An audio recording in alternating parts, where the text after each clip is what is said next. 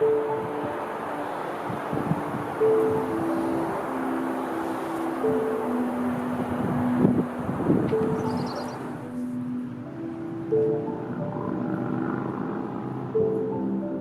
silence of the stones belies a lively past. When Ethel's body was found by the police, they found 6 shots in her body, 2 of them in the heart. That made the suspicion that it was an act of passion. And rumor has it that he missed the Titanic. And I wondered why. He's known for his artistry. What he's not known for is being the man who found the lost city of Palenque. We are now slaves to the Bell telephone and our cell phones because of what this man did back at the turn of the century, because he couldn't go out to play chess with his putties.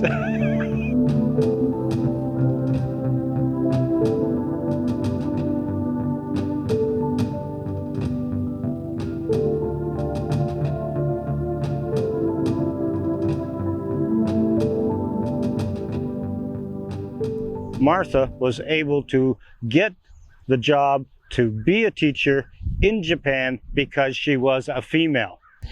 What this monument is an honor to Martha, and it says she founded the Japanese school in Tokyo.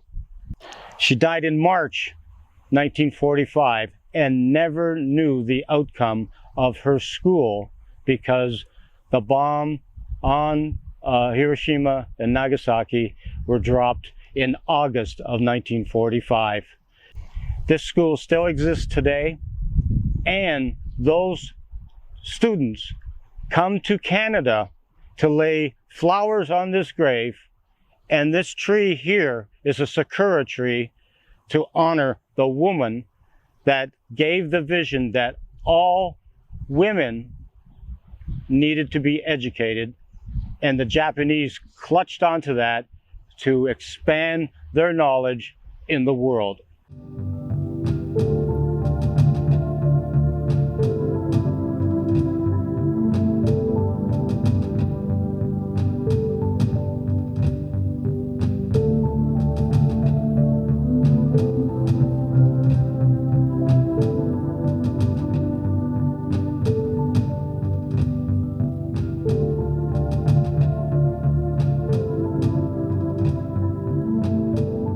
Captain Edward Zeeland had a glorious career as a naval officer.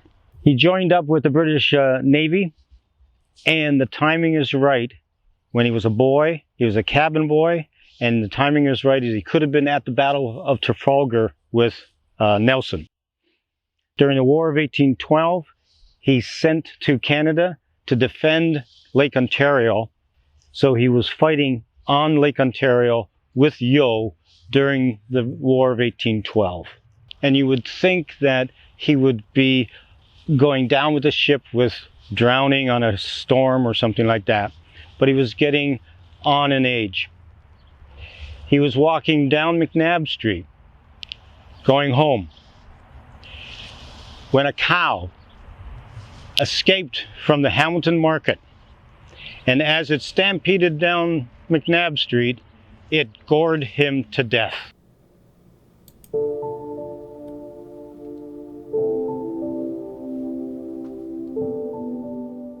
Henry Goff dies in 1880 in a horrific derailment of a railway.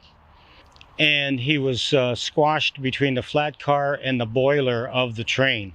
So it was very horrific. He worked for the railway, and in his short lifetime, he dedicated his life to working for the rest of his life on that railway. And his mother, knowing that dedication of her son, put the train on his tombstone.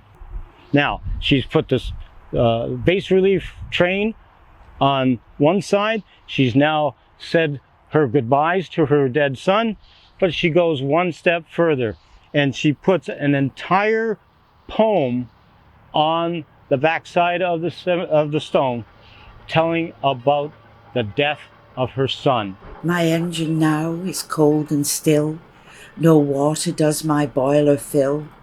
My coal affords its flame no more, my days of usefulness are o'er.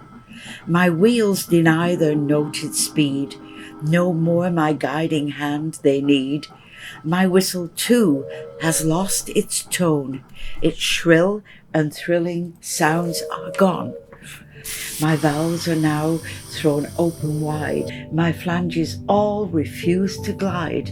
My clacks also, though once so strong, refuse to aid the busy throng.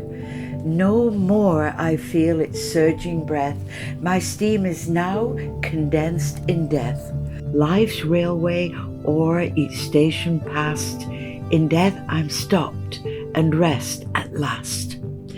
Farewell, all dear friends, and cease to weep. In Christ I'm safe, in Him I sleep. A cemetery offers a unique glimpse of world history in your backyard. He was a sheriff and a magistrate in Pennsylvania. And down in Pennsylvania, the revolution started with the Americans. He stayed loyal to the British side because he was delivering messages up to the Fort Niagara on Lake Ontario. And he knew the route back and forth. He stayed loyal with the British. His neighbors did not like them, and they put him in jail, and he was going to be executed for being a traitor to the revolution. He's wounded, and he goes into the forest. The Americans cannot find his body, so they assume he's dead. They go to his wife, Phoebe, and says, "Your husband's dead, leave." And she's banished to Nova Scotia. In Nova Scotia, Phoebe runs into a man and says, "Are you Phoebe Land of the Robert Land that's taking provisions out of the Fort Niagara?" And Phoebe at that point has a leap of faith that her husband is still alive.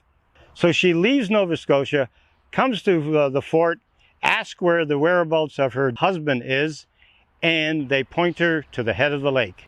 She canoes up an inlet that was known as Land Inlet, and the family is reconnected, reunion again, and she meets her long dead husband at the head of the lake after 9 years of separation. The family survive, they prosper, and one of the descendants of Robert Land, a woman, goes to Detroit. She marries a dentist. That marriage creates a baby, and that baby is the first person to fly the Atlantic solo, Charles Lindbergh.